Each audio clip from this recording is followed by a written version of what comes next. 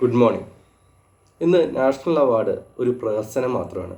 ഞാനത് അത്ര കാര്യമായി എടുത്തിട്ടില്ല. ഇത് ബാഹുബലി തൊട്ട് തന്നെയാണ് തോന്നുന്നു. ഞാൻ ഈ നാഷണൽ അവാർഡിൽ നമുക്ക് ഏകദേശം അറിയാൻ പറ്റും ഇങ്ങനെയുള്ള ആൾക്കാർക്കൊക്കെ കിട്ടുകയുള്ളൂ കാര്യമെന്ന്.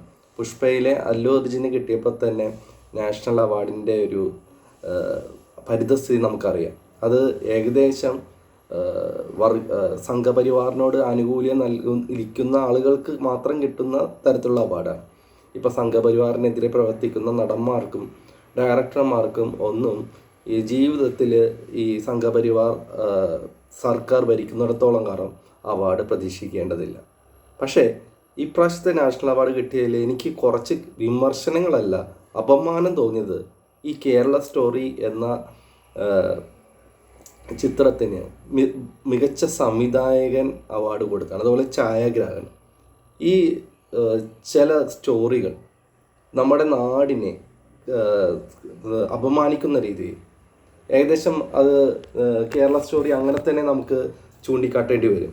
കേരളത്തെ അപമാനിപ്പിക്കുന്ന രീതിയിലാണ് കേരള സ്റ്റോറികൾ. ഞാനത് കണ്ടിരുന്നു ആ സിനിമ എന്താണെന്ന് എനിക്കറിയാനായിട്ട്. ആ സിനിമ കണ്ടപ്പോൾ കുറേ കാര്യങ്ങൾ നമുക്ക് മനസ്സിലാവും. ഇത് കേരളമല്ല, ഇവർ പറയാൻ ഉദ്ദേശിക്കുന്നത് എന്തുകൊണ്ടെന്ന, കേരളത്തെ അത്രയേറെ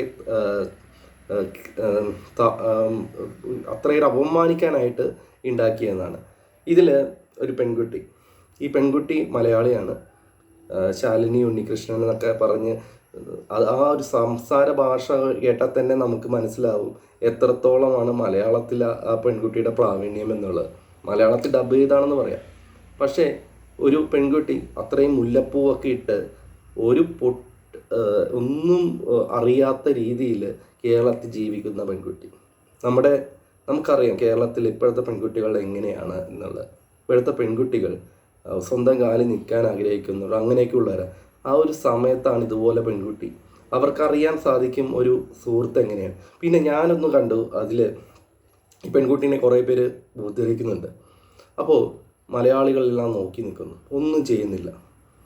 അപ്പോൾ ആ ഒരു ചിന്താഗതി നമ്മളിപ്പോൾ അറിയാൻ കഴിയും. നമ്മൾ ഏതെങ്കിലും ഒരു സ്ഥലത്ത് നമ്മളത് പ്രളയത്തിൽ തന്നെ നമ്മൾ കാണിച്ചു കൊടുത്തതാണ്.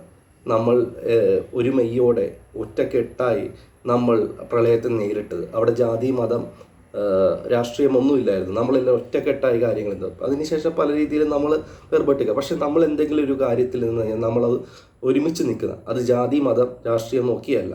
കേരളം അതിന് മികച്ചൊരു ഉദാഹരണമാണ്. നമ്മളിവിടെ അമ്പലത്തിലെ ഉത്സവങ്ങളും പള്ളിയിലെ ഉത്സവങ്ങളും അതുപോലെ പല പരിപാടികളിലും നമ്മൾ മതം നോക്കാതെ എല്ലാവരും കൂടി ഒരുമിച്ച് നിന്ന് നമ്മൾ വിജയകരമായി നടത്തുകയാണ് ചെയ്യുന്നത്. അങ്ങനെയുള്ളൊരു നാടാണ് കേരളം. ആ ഒരു കേരളത്തെ താറടിക്കാനായിട്ട് ശ്രമിച്ച ഒരു സംവിധായകനാണ് ഈ കേരള സ്റ്റോറിയുടെ സംവിധായകൻ സുദീപ്തോ സെൻ. അദ്ദേഹത്തിന് മികച്ച സംവിധായകൻ അവാർഡ് കൊടുക്കുന്നത് നമ്മൾ കേരളത്തെ അപമാനിക്കുന്നത് തുല്യമാണ്. കാരണം സിനിമയിലും അദ്ദേഹം സംവിധാനം ചെയ്തതിൻ്റെ എന്തിൻ്റെ അടിസ്ഥാനത്തിലാണ് ഈ അവാർഡ് കൊടുത്തതെന്ന് എനിക്ക് സംശയമുണ്ട്. അതെല്ലാവർക്കും ചിന്തിക്കാൻ സാധിക്കും. കേരള സ്റ്റോറി എന്നൊരു ചിത്രത്തിൻ്റെ.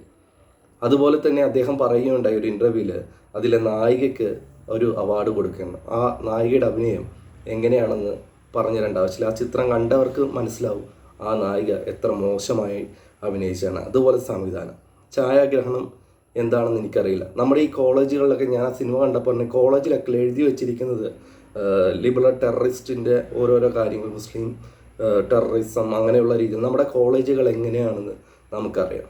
നമ്മുടെ കോളേജുകളിൽ രാഷ്ട്രീയ മതം നമ്മളെങ്ങനെ പഠിക്കുമ്പോൾ എങ്ങനെയാണ് നമ്മൾ പഠിച്ചിരുന്ന കാര്യങ്ങളൊക്കെ അറിയാം. അപ്പം എല്ലാ രാഷ്ട്രീയ പാർട്ടികളും ഉണ്ടായിരുന്നു, എല്ലാ മതത്തിലുള്ള ആളുകളും നമ്മൾ അതിലൊരു മതത്തിനെ സുപ്പീരിയറായിട്ട് ചെയ്യുന്ന രീതിയിലല്ല നമ്മുടെ കോളേജ് ക്യാമ്പസുകൾ എന്ന കാര്യം നമുക്ക് എല്ലാവർക്കും അറിയാം. പക്ഷേ സിനിമയിൽ അത് കാണിച്ചിരിക്കുന്നത് വളരെ മോശമായ രീതിയിലാണ്. ഉത്തരേന്ത്യയിൽ ഇതൊന്നും അറിയാതെ, കേരളത്തിനെ പറ്റി അറിയാതെ നിൽക്കുന്ന ആളുകൾ ഇത് കാണുമ്പോൾ എന്ത് വിചാരിക്കും? കേരളം അത്രയും മോശമാണ്, അവിടേക്ക് നമുക്ക് പോകാൻ പറ്റില്ല. അങ്ങനെ ഒരു ഇമേജ് ഉണ്ടാക്കാനാണ് ഈ സുദീപ്തോ സെൻ എന്ന് പറഞ്ഞ ഈ ഡയറക്ടർ കാണിച്ചത്. അതിൽ അദ്ദേഹം വിജയിച്ചു. അതിനുള്ള ഒരു അവാർഡാണ് ഈ മികച്ച സംവിധായകൻ അവാർഡ് ഈ കേരള സ്റ്റോറിക്ക് ഈ സംഘപരിവാർ സർക്കാരിൻ്റെ കീഴിലുള്ള ആ ജൂറി പ്രത്യേകമായി നൽകിയത്. അവർ അവരെന്താണ് കേരളത്തെ താറടിക്കാൻ കാണിച്ചത് അതിന് അവർ വിജയിച്ചു. അതിനു വേണ്ടിയുള്ള ഒരു അവാർഡ്, അത്രയേ ഉള്ളൂ.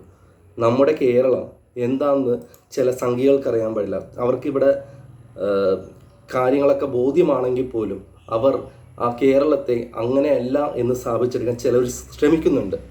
അതുകൊണ്ട് തന്നെ ഈ നാഷണൽ അവാർഡ് എന്നുള്ളത് നമുക്ക്, പിന്നെ കേരളത്തെ പറ്റി കൂടുതൽ അറിയുന്ന ആൾക്കാർക്ക് ഇത് അത്ര കാര്യമായിട്ട് എടുക്കില്ല. കാരണം അവർക്കറിയാം കേരളം എങ്ങനെയാണ് എന്നുള്ളത്, നമ്മുടെ നാട് എങ്ങനെയാണ്, നമ്മുടെ കൾച്ചർ എങ്ങനെയാണ് എന്നുള്ള കാര്യങ്ങൾ വ്യക്തമായിട്ട് അറിയാം.